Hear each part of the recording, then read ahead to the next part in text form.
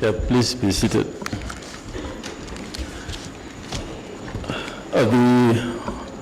Our chief guest, the Honorable Attorney General, Mr. Justin Muturi, Their Excellency, Madam Waiguru, Chairperson, Council of Governors, Anthony Ngororano, UNDP Resident Representative, the Deputy Speaker of the Senate, Mr. Kathuri Murungi. We have a long list of everybody in this room that needs recognition, but I want to ride on the protocol established by our CEO, Mr. Marijan. I know we have representatives from the three arms of government, from Parliament, Executive, Judiciary, the county government assemblies, representatives of constitutional commissions led by Gershom Otaichi, and my colleagues are here, fellow chairs, development partners, members of the diplomatic corps, the civil society, all the participants in the election process are here. I can see all of you, the religious leaders and staff of IEBC, and of course the choir.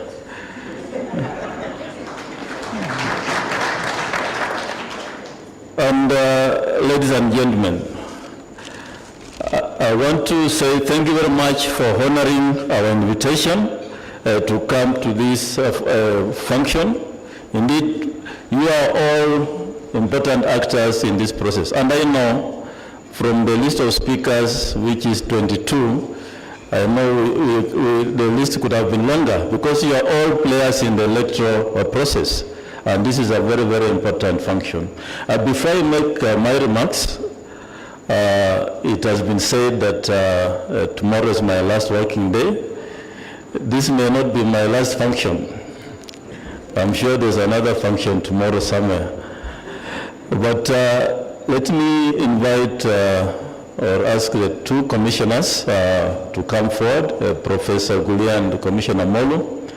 Please come forward.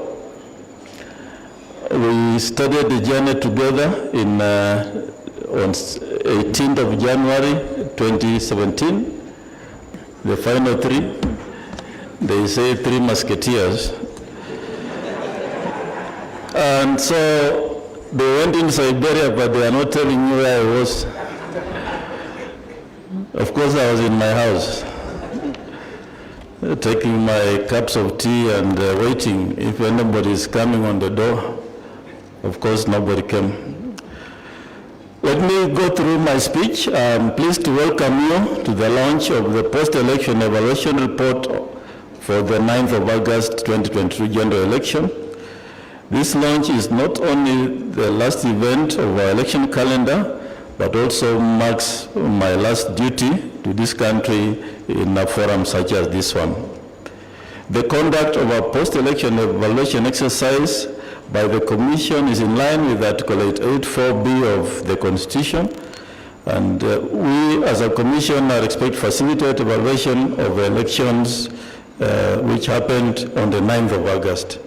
It is also an integral part of the post-election phase of the electoral cycle, and based in the national practice that affords an election management body an opportunity to reflect on lessons learned and make recommendations for implementation in subsequent election. I've had the unprecedented opportunity to preside over the two general elections and fresh presidential election during my 6-year tenure at the helm of the IEBC. As I look forward to my exit from office tomorrow, I'll share my reflections of that journey as chairman of the commission.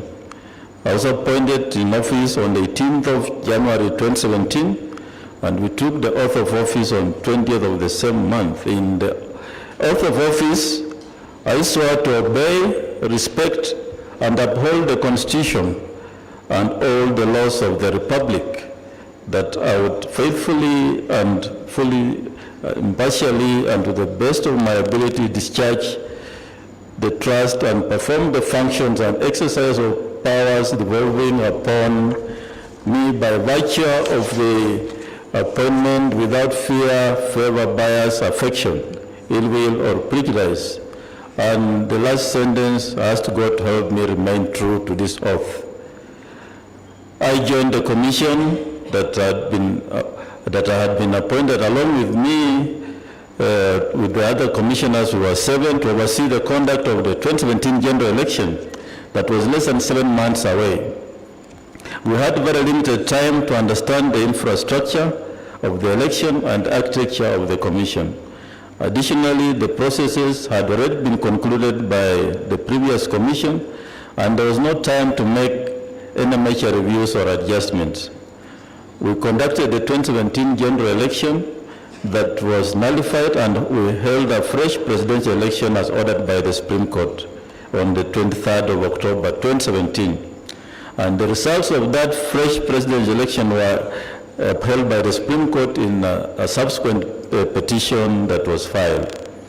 As it will be recalled, one commissioner resigned before the fresh presidential election, and 3 others followed shortly after. And those were very difficult moments as we were just left, the 3 of us. But we had taken an oath of office, and we could not falter on that oath. We had a duty to this country to start preparing for the 2022 general election. And second, we had a responsibility to ensure the preservation of the commission with its long-tested experience in election management that had created a large body of technical competence and practical knowledge that drives its preparation and conduct of elections. So drawing from the Supreme Court decision, drawing from our experiences in the general election and the fresh presidential election of 2017, we set on the journey to prepare and make sure that the 2022 election is successful. We prepared a strategic plan 2020 to 2024. We came up with the election operation plan, which provided a roadmap for implementation. And during this journey, I must mention a few achievements which we leave behind and hope that the incoming commission will build on those achievements. Over the last 6 years, we have conducted a number of activities, and some of the notable achievements are when we came in the commission, we found the commission was being managed under 17 regions as had been demarcated by the commission in the country. But we said, as a commission, in line with devolution, we must set up county election offices, and so we set up 47 county election offices. And then these county election offices have been a success story. We have 47 county election managers who oversee the activities of the commission in the constituencies within those counties. And so we have 47 county election managers and then senior election officers in the 290 constituencies who form an increased permanent staff of the IEBC, which to date stands at about 1,000. We also found an institution which did not have policies and procedures, and so we set on a journey to develop various policy manuals and standard operating procedures to address systemic challenges within the commission systems and operations. All the directorates now have policies and manuals, and as we leave the commission, we urge the incoming commission to build on these policies and manuals, revise them where need be, but these documents are the ones that have guided us to operate and manage the 2022 general elections. They provide clear operational and administrative procedures for effective governance and streamlining of the Commission's activities. One of the areas we also came up with was drafting legislations and some bills to Parliament. Although most of these bills have not been looked at, and I'm happy, Honorable Deputy Speaker and my learned friends, you are here, and the Attorney General is being here. We drafted Referendum Bill 2020, IEBC Amendment Bill 2020, Election Campaign Financing Amendment Bill and Election Laws Amendment. These bills are still lying in the House, and we urge the Parliament, please look at them and at least prepare them so that this commission can have better legal framework for the next election. It's good manners internationally that election laws need to be passed at least 2 years before elections, or at worst 1 year before elections, to avoid the last minute rush. So we hope this time round we have the 13th Parliament, which I'm sure should look at these bills and pass the necessary amendments to the election law, at least 2 years or at least 1 year before elections, so that the Commission can prepare adequately for the 2027 elections. Among the key things we did was voter registration. We had an additional 2.743498 new registered voters and expanded the diaspora voting to additional countries to make a total number of 12. The Commission subjected the register to audit and cleaning up, and the final voters register was 22,120,458,000, which gave us 46,229 polling stations. This commission in 2022 reduced the cost of election as compared to 2017. We actually reused the technology that we deployed in elections. We only bought 14,000 new KIMS kits, but reused the old ones. We did early procurement, although we did not have funding until the last election year, but we did early procurement by entering into framework contracts with various suppliers and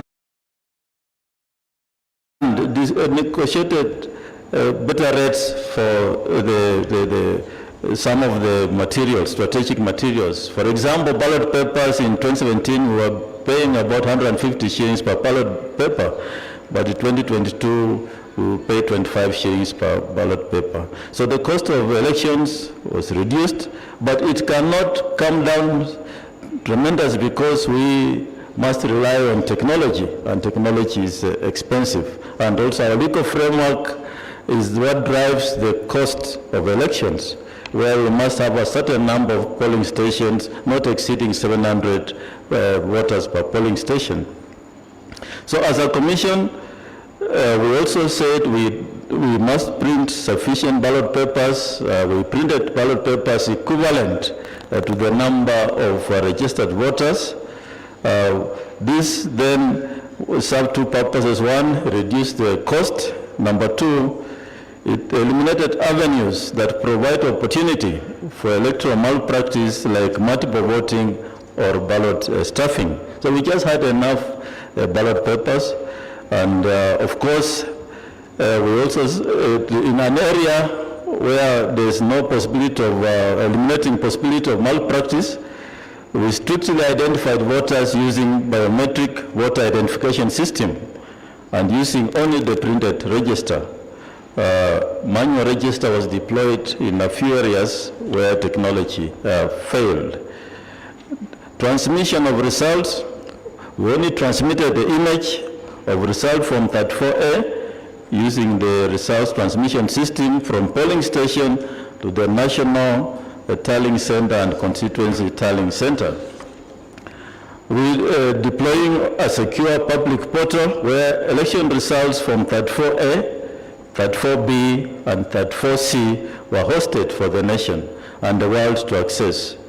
A record 386 million logins were reported to the portal, and those that tallied the results got the same results as the IEBC result in Form 34C. This was the game changer in the elections and elevated the aspect of transparency to a whole new world level. The representative from the National Police Service has mentioned our collaboration.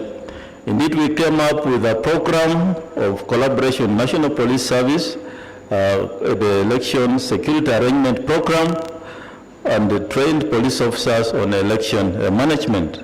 This arrangement is good. It has to continue for purposes of managing elections and peace in the country. I'm pleased to report that the Commission on National Police Service worked harmoniously well, serving a few isolated incidents at tallying centers. The Commission also developed 17 election manuals that were used in training staff and other stakeholders like judiciary, political parties, and the media. These trainings gave stakeholders a clear understanding of the election process to engage in various areas related to elections. We collaborated with the media, Kenya Media Sector Working Group to enhance transparency and ensure a quick flow of information in election reporting to the public. IEBC also had a MOU signed between Editors Guild and the Kenya Media Sector Working Group, and